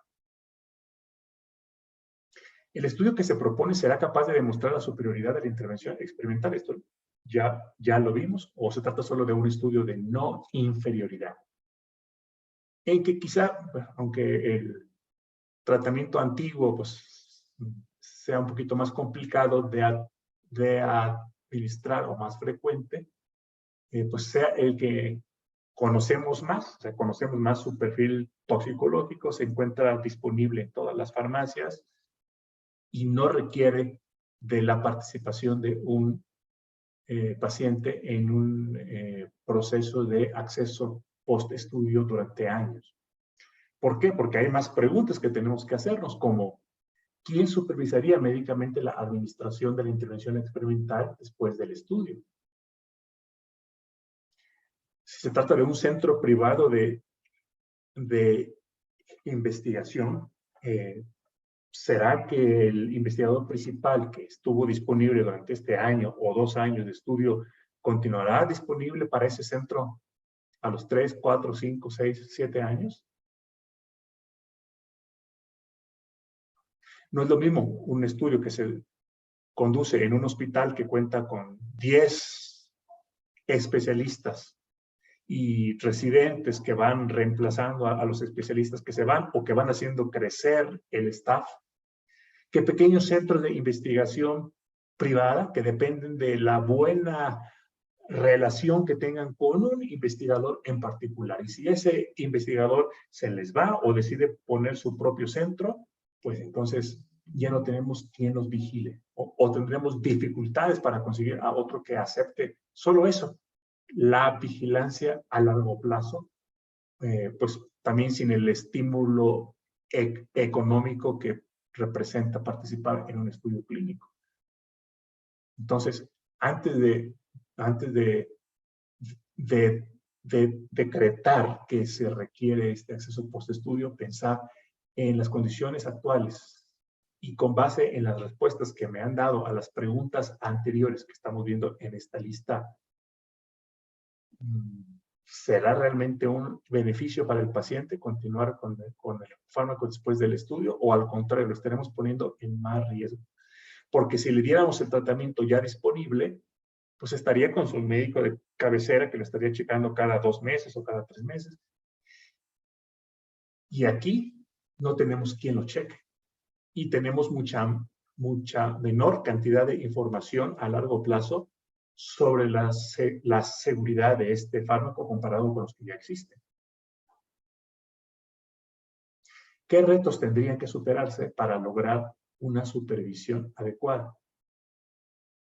Por ejemplo, no es lo mismo que el paciente durante 6 meses del protocolo se haya desplazado en autobús por 3 horas desde la ciudad en donde reside, que lo siga haciendo por toda la vida, a fin de tener su chequeo médico y de asegurar que tiene continuamente acceso a este fármaco. Entonces, si suponemos que el paciente no va a estar acudiendo a sus visitas, no se va a estar tomando sus exámenes, pues la vigilancia de este medicamento que apenas está en vías de que se apruebe, pues puede ser en perjuicio de esa persona comparado a que se quede en la ciudad en donde vive a tomar los fármacos que ya estaban disponibles. Entonces, ¿cuáles son ese tipo de retos?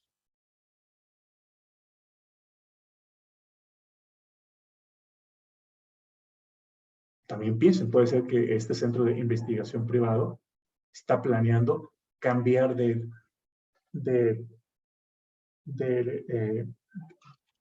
instalaciones o de localización dentro de una ciudad. Y en una ciudad tan grande como por ejemplo la Ciudad de México o Monterrey o Guadalajara, puede ser que se cambie al otro extremo, que haga sumamente difícil para el paciente acudir a sus revisiones. ¿Qué riesgos representa una supervisión inadecuada en relación a la alternativa ya aprobada? Puede ser que no, que el fármaco experimental realmente sea tan noble en cuanto a su perfil toxicológico, que citas cada 6 meses pues sean suficientes y que por lo tanto pues, no importa la distancia geográfica ni otros retos, porque el paciente lo va a poder cumplir perfectamente. Y no requerirá que se esté tomando tampoco enzimas hepáticas o que se esté haciendo un cálculo de la tasa de filtración glomerular para saber su función renal a cada rato. ¿Qué información requerirá el comité y con qué periodicidad? Si ustedes aprueban el acceso post-estudio, ¿qué es lo que van a querer saber de ese paciente? ¿Qué es lo que van ustedes a querer saber de la supervisión que se le está dando? ¿Cada cuándo? Tomen también en cuenta la carga de trabajo que ustedes están en posibilidades de manejar. Entonces, con base en todas estas reflexiones, es que ustedes van a determinar si vale la pena solicitar un acceso post-estudio. En muchos casos, la respuesta será sí. En otros será no. Y en muchos será depende de. Por ejemplo, aquellos participantes que tenían acceso a un sistema como IMSS-ISSSTE no vale la pena que estén en un acceso post-estudio. Pero aquellos que no tengan acceso a estos sistemas de seguridad social, sí. O quizá su respuesta sea a los pacientes que presentaron un beneficio de tal grado, sí es indispensable que tengan su acceso post-estudio. O bien a aquellos pacientes cuyas comorbilidades no permitan presuponer mayor toxicidad, que se les garantice su acceso post-estudio. Pero aquellos pacientes que presentaron tales efectos tóxicos o que se encuentran en tales condiciones que aumentarían el riesgo, no. Aquellos pacientes que viven a una distancia del centro que permiten su desplazamiento dentro de 2 horas, sí. Aquellos que necesitaron tomar un vuelo que era pagado por el patrocinador, pero que no cuentan con los recursos económicos para estarse desplazando en avión para la vigilancia de sus parámetros clínicos y del laboratorio, para ellos no. Entonces, las decisiones pueden ser complejas y pueden ser muy específicas para cada tipo de paciente. Oiga, doc, Sí. en algunas anteriores sesiones entendí que esto no necesariamente es obligatorio, ¿verdad? Que Así es. como que no está normado, no sé cómo decirlo, reglamentado, ¿verdad? Es como más bien una, pues, Bueno, ajá, dígame. el principio que sí es válido para todos, el principio universal es que si es de beneficio para el paciente comparado con lo que ya se tiene, por supuesto que tiene que existir un acceso post-estudio. El punto es que para que se determine que es de beneficio, hay que considerar todo esto, ¿no? Poner en el balance, pues, el beneficio real que esperamos versus el que tendría de acceder al medicamento ya disponible o versus las condiciones clínicas del paciente o prácticas del centro que implicarían que tendría la vigilancia apropiada. Como dije, puede ser que el nuevo fármaco pues, haya mostrado tal seguridad que realmente la vigilancia sea mínima y todos los pacientes deban de entrar al programa de acceso post-estudio. O puede ser que no.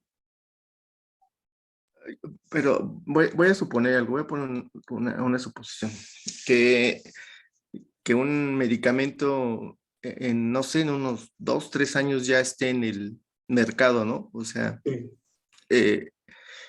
se puede hacer y que, bueno, de los participantes sean no tengan el potencial para tener acceso a ese medicamento.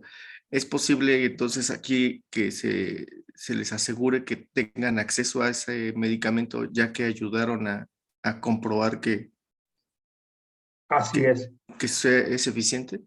Así es, sí. Y quizá cuando me pregunto usted respecto a si es algo forzoso, quizá estamos pensando en que es cierto, de acuerdo con la ley en México, no tienen que tomar una sola postura todos los comités de ética. Es posible, por ejemplo, que el comité de ética del centro A ponga como condición para la aprobación del estudio que los pacientes tengan acceso post-estudio garantizado. Y el comité de ética del centro B, no. ¿Sí? No hay una ley de alcance nacional que fuerce a los comités y por lo tanto a los patrocinadores a que siempre se haga así. Eso es como ley, pero como principio ético, pues esto tiene que estar presente en la mente y en las discusiones de cada comité. Y por lo tanto, ustedes como miembros del comité pues, tienen la prerrogativa completa de exigir al patrocinador un plan de acceso post-estudio para los pacientes de ese centro.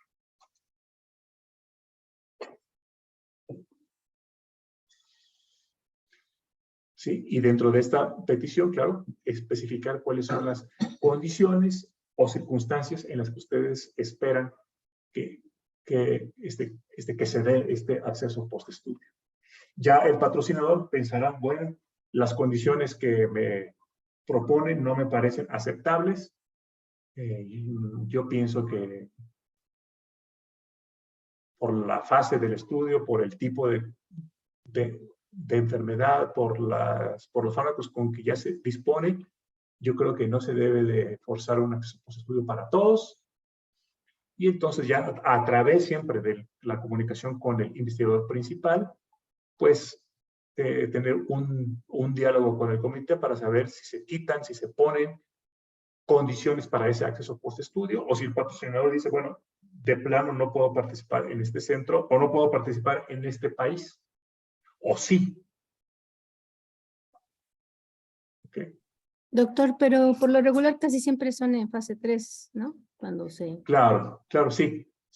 Disculpen que mencioné esto de la fase, pero es que también en ocasiones algunos comités con menos experiencia han pedido acceso postestudio para fase 2, en cuyo caso no aplica por una razón muy simple como esta. Pero sí, la justificación de pensar en acceso postestudio es para fase 3.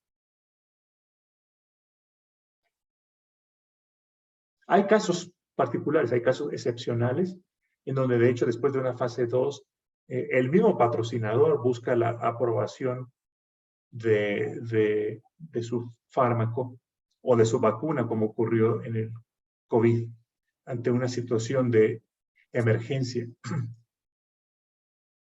Y en este caso entonces se puede también aplicar las políticas de acceso post-estudio, pero son circunstancias excepcionales.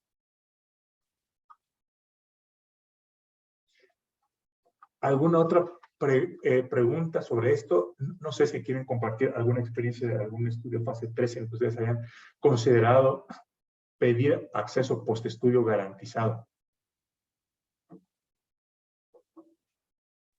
No, en mi caso no, doctor. No hemos tenido eso. Ok. Bueno, pues piénsenlo siempre. Piénselo siempre, particularmente en condiciones graves, en condiciones que afectan mucho la calidad de vida, y si se van a ingresar pacientes que por otra parte no tienen acceso a IMSS o a fármacos que podrían más o menos tener una eficacia parecida. Aquí les quiero presentar, de hecho, ¿sí? Sobre todo, doctor, por ejemplo, cuando un paciente pues tiene el beneficio del fármaco y que después de la investigación le dicen, bueno, pues muchas gracias por participar.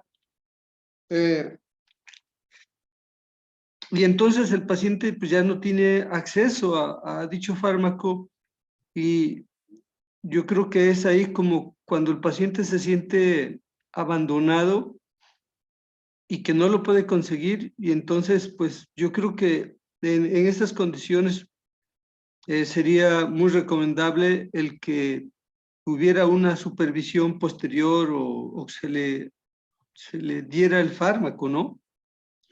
Sí, y esto tenemos que pensar en el beneficio del paciente, pero también no sustituir las obligaciones del sector salud. Por ejemplo, un paciente que está en un protocolo de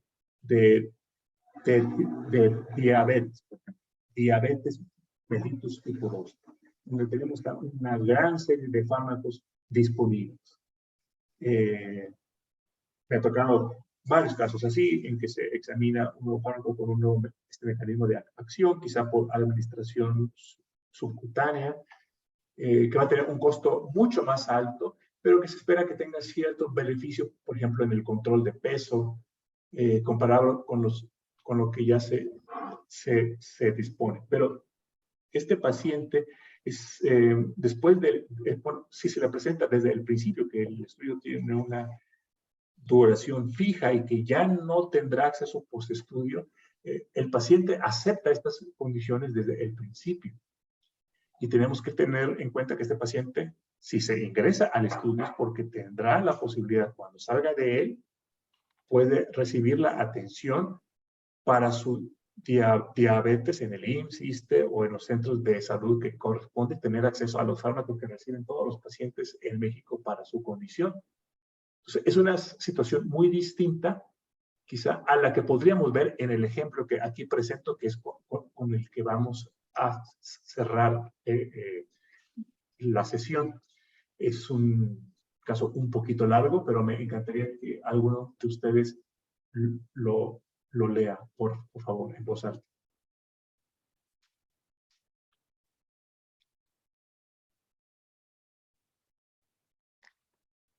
Si quieren lo leo. Gracias. Acceso postestudio, ejercicio. Ha finalizado un estudio fase 3 en artritis reumatoide juvenil en menores de edad con un anticuerpo monoclonal. El patrocinador ya no lo proporcionará más. El análisis final muestra que es 1, superior en eficacia, aunque con más eventos adversos que los agentes disponibles en el IMSS o ISSSTE. 2, equivalente a otros de alto costo que se venden en farmacias. Y 3, claramente más eficaz a los disponibles para quienes no cuentan con afiliación a un instituto de salud.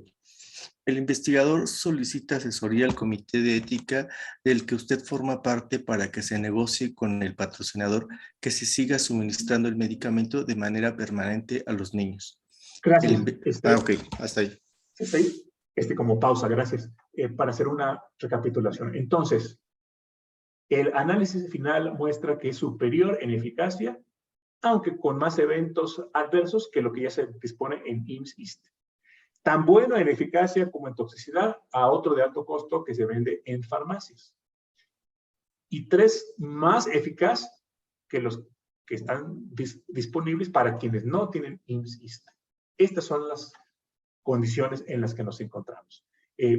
También en el contexto, la artritis reumatoide juvenil es una enfermedad, pues, muchas veces incapacitante. Tiene un impacto tremendo en la calidad de vida. No tanto en la mortalidad de estos pacientes, pero pues sí en su calidad de vida, porque son niños que ya no quieren en ocasiones correr, jugar con los demás compañeros, no tienen el desarrollo pues físico y psicosocial que podríamos esperar en otros niños. Entonces, bueno, obviamente el investigador está preocupado por ello porque pues ha mostrado ser bueno, más bueno que lo que disponen estos niños que no tienen IMSS, ISSSTE, más bueno que los que sí disponen de IMSS, ISSSTE, aunque también por tratarse de un medicamento biológico particular, con más eventos adversos. Pero de que los hace caminar y correr, sí lo consigue. Entonces, ante esto, el investigador comparte que reclutó durante el estudio 12 niños y aquí le pido, doctor, que nos apoye con la lectura de lo que este investigador observó en ellos. Continúo. El investigador comparte que reclutó durante el estudio 12 niños con las siguientes observaciones. 1/3 de los niños mejoraron radicalmente, 1/3 mejoró levemente, otro 1/3 no mejoró, y un niño tuvo que suspender el estudio por un evento adverso serio. Segundo punto, la mitad de los niños tienen acceso a IMSS o ISSSTE, la otra mitad no cuenta con cobertura médica alguna excepto uno, cuyos padres cuentan con un buen seguro de gastos médicos privados. Tercer punto. 1/3 parte de los niños vive en ciudades a 2 horas de distancia donde eran vistos por otros reumatólogos antes de ingresar al estudio. Último punto, el consentimiento informado no menciona nada sobre el acceso post-estudio. El contrato con el patrocinador tampoco. Muy bien. Entonces, aquí, ¿quieren responder ustedes al investigador que le dice, vamos a negociar con el patrocinador porque checo que en el consentimiento no se menciona nada, en el contrato que hizo conmigo tampoco nada, y pues ya está por terminar el estudio?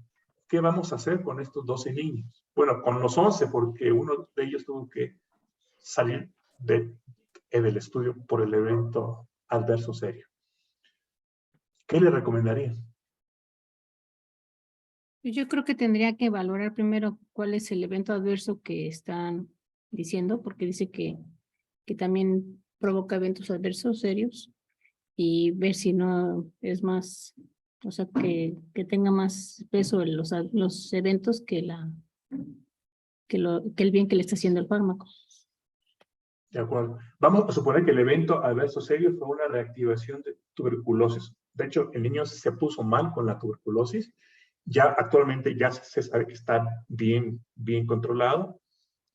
Y esa fue la razón. Y la reactivación de la tuberculosis fue porque este es un medicamento biológico que, bueno, altera la respuesta inmune. Es algo que se busca con muchos de estos fármacos que se dan en artritis reumatoide juvenil. ¿Qué más? Pues Ya entiendo tenemos ese dato. sí, entiendo que la mitad tiene los servicios institucionales, ¿no? Uh-huh. Entonces, como que nos debemos preocupar más bien de los 6 niños, ¿no? Correcto, correcto, Que de los que no tienen este amparo, ¿no? correcto. Muy bien, entonces una primera recomendación podría ser, bueno, la mitad de eso, bueno, antes de las recomendaciones, habría que hacer un fuerte llamado de atención. Doctor, es importantísimo que estos planes de acceso a postestudio estén presentes desde el principio, no que ya cuando estamos por terminar el estudio nos comencemos a preocupar por qué hacer con estos niños.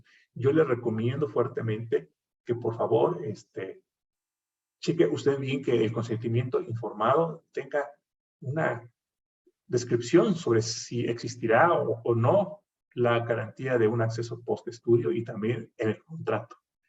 Cosa que el investigador puede contestarnos con, ¿y usted que era parte del comité, por qué no lo checó? Ah, caray, es que yo no era parte del comité en ese momento. Esto es importante. Para no entrar en estas circunstancias es crucial anticiparlo todo. Bueno, ya que está dicho esto, entonces la primera recomendación es, bueno, si el medicamento es algo más eficaz, algo más que lo que se encuentra en el IMSISTE, pero sin los eventos adversos del IMSISTE, ya que no tenemos en el contrato ni tenemos en el consentimiento nada, o sea, ningún plan, pues bueno, yo creo que no vamos a preocuparnos tanto por estos niños, sino asegurar, claro, una transición rápida con su médico tratante en el IMSISTE, ¿no? Ok. O sea, vamos a aprovechar todos estos días para que platiquemos con el médico tratante, para que le prescriba, para que sepamos realmente cómo está la disponibilidad de sus propios fármacos biológicos para que pues, el paciente no pase un tiempo inapropiado entre su última dosis y la que le corresponde ya en el IMSIST, ¿de acuerdo? Y vamos a concentrarnos entonces en la otra mitad. De los otros 6, uno dice que sus padres cuentan con un buen seguro de gastos médicos privados. ¿Y qué nos dice aquí el punto 2 de las condiciones en las que se encuentra este fármaco respecto a los otros? Dice que es equivalente a otro de alto costo que se vende en farmacias. Entonces, si el seguro de gastos médicos le ampara ese otro fármaco que se encuentra disponible en farmacias, bueno, ahí ya tenemos un paciente menos también del que preocuparnos tanto. Quizás la expresión que estoy usando, preocuparnos, no es la apropiada porque tenemos que preocuparnos por todo. Pero bueno, la preocupación aquí consistirá en asegurar una buena transición, ¿no? En platicar con el papá, en platicar que active su seguro de gastos médicos, que cheque bien las cláusulas para saber si realmente está protegido a pesar de que el paciente estuvo, qué sé yo, expuesto a esto, al protocolo, pero no tendría por qué el seguro de gastos médicos privados negarle el acceso al fármaco. Pero puede ser que tenga que ir a través de un procedimiento especial que tome tiempo, por lo tanto, apoyarlo en esta transición del protocolo hacia la cobertura de su seguro particular. Entonces, ahí ya tenemos uno menos y nos quedamos con 5.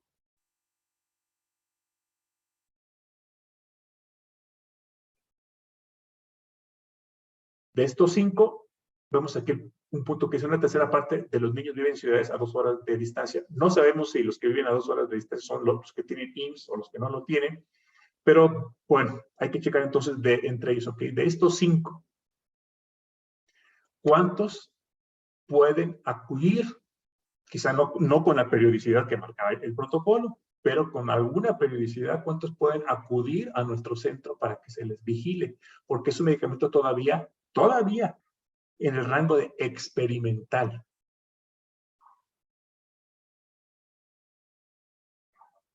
Entonces, ¿qué apoyo puede dar el patrocinador? ¿Qué apoyo puede dar el centro? ¿Qué apoyo pueden dar los propios padres para que el niño acuda?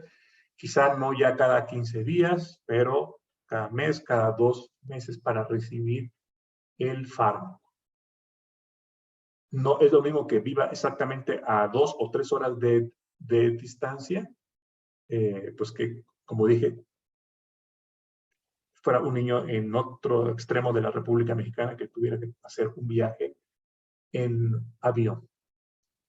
Recordemos que los fármacos experimentales tampoco pueden ser dados por cualquier médico en cualquier clínica. O sea, no se les puede enviar al médico tratante en Mérida, en el otro extremo, si no es un médico que estuvo participando en el protocolo, si no es un médico que conoce pues la toxicidad. Entonces, de estos 5 que nos tocan, es posible que lo podamos exigir para los 5, pero es posible también que alguno de esos 5 se encuentre en tales condiciones, prácticas socioculturales, etcétera, que pueda complicar las cosas y que necesitemos algún otro mecanismo, por ejemplo, platicar con los padres, etcétera, para la adquisición, para la incorporación de este niño a un sistema IMSS, ¿viste? O sea, a lo mejor es más práctico que se le contrate al papá o que el patrocinador pague su incorporación al IMSS que estar esperando que el niño acuda con tal frecuencia a una ciudad distante. ¿Qué piensan? Pues es que al no haber una supervisión adecuada, yo creo que estaremos como que poniendo más en riesgo a los participantes, y yo preferiría mejor conseguir, bueno, que consiguieran el seguro facultativo o alguna, El seguro facultativo, así es. o alguna, para que le pudieran dar mejor el otro tratamiento. Exactamente. Ya tuvimos un niño con reactivación de tuberculosis. Si este otro niño está en un lugar distante, pues comienza con tos, comienza con pérdida de peso, no sabemos si se le atiende bien, quién lo atiende y quién lo atienda, si sabe cuáles son las características de un producto biológico de este tipo. Entonces, una atención tardía de una reactivación de tuberculosis, pues sí puede traer consecuencias funcionales, incluso permanentes para sus pulmones, aunque se recupere después en forma parcial. Entonces, claro, esas son las consideraciones que tendremos que tener. Entonces, quizás sean los 5 o quizás no puedan ser los 5 sobre los que se exija este acceso post-estudio. Pero entonces es importante, como que de bote pronto uno podría decir, no, pues vamos a ayudarlo a todos, ¿no? Pero entonces al final hay casos, se tiene que trabajar por cada individuo, ¿no? Por cada caso.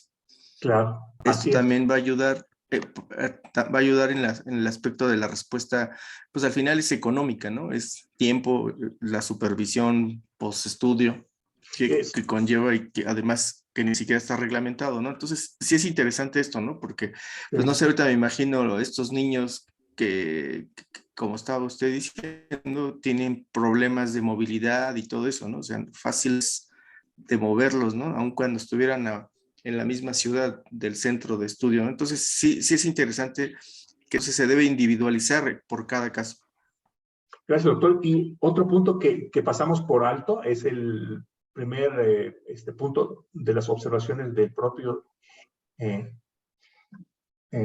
investigador, en el sentido en que no todos mejoraron. Dice ahí que 1/3 mejoró levemente y que otro tercio no mejoró. Entonces, ¿qué tal si dentro de estos 5 pacientes que nos quedan, pues están varios que no mejoraron o que mejoraron levemente? ¿Qué tal si el que vive lejos, aparte de hecho, mejoró solo levemente? Entonces ya son otros factores que nos ponemos a pensar. Bueno, ¿vale la pena esta mejoría leve comparado con el riesgo de reactivación de tuberculosis o de otras toxicidades? Pero quizás si este niño que vive lejos es de los que mejoró radicalmente, pues entonces hay que conseguirle el transporte y hay que conseguirle lo que se pueda, ¿no? Entonces sí, es un ejercicio complejo, es un ejercicio individualizado, en donde desafortunadamente en este punto, como se hizo a posteriori, ya no opera el comité de ética y el investigador con independencia completa. Depende también de la negociación con el patrocinador. Hay que tener esta conversación con el patrocinador en la mesa, y puede tornarse complicada porque a su vez el patrocinador quizá no hizo provisiones prácticas con anticipación y él mismo no sabe cómo traer de la fábrica fármaco experimental a México, porque es fármaco que no cuenta con la aprobación de COFEPRIS. Quizá hay que involucrar a la COFEPRIS misma. Entonces, la moraleja de todo esto es hacer las cosas con anticipación. Hace 2 años, hace 3 años, cuando este protocolo comenzó, y no a la hora en que estamos por terminar el estudio. ¿Sí? Que se pongan todas las condiciones. Si los pacientes que se ingresan tienen acceso a seguros de salud, en donde se cuenta con fármacos con una equivalencia, con una eficacia equivalente, la política será esta. Si son participantes que no cuentan con acceso a esto, la política será esta otra. Si son participantes en donde se observó un beneficio claramente mayor en términos de los endpoints XY, entonces la política será esta. Y los que tengan solamente un decremento en tal proporción, será esta otra. Entonces, tratar de establecer todo esto con la debida anticipación. Muy bien, pues no sé si tengan algún otro comentario o pregunta. Aunque aquí, por ejemplo, doctor, sería a veces difícil para nosotros poder, ¿cómo se llama? Saber si tal fármaco va a ocasionar algunos eventos adversos tan serios o graves, ¿no? Sí. Sí, claro, no lo podemos predecir con precisión, pero lo que sí podemos hacer es poner una política en donde se diga, vamos a definir beneficio para los pacientes de esta forma. Mis criterios serán de acuerdo con la afiliación institucional que tenga, de acuerdo con el grado de eficacia que muestre, de acuerdo con la presencia o no de eventos adversos serios y dependiendo del juicio médico ante las circunstancias ABC. O sea, hay condiciones de la política que no puedo poner explícitas hoy porque no las conocemos, pero que lo que no quede dentro de estas 3 o 2 condiciones previas quedará a juicio del investigador. Y solo así podemos evitar situaciones que pueden ser muy complicadas desde el punto de vista ético, médico y práctico. Bueno, gracias a todos entonces por su participación y nos vemos en la próxima clase. Gracias, doctor. Un saludo. Gracias, doctor. Buen día. Gracias. Gracias.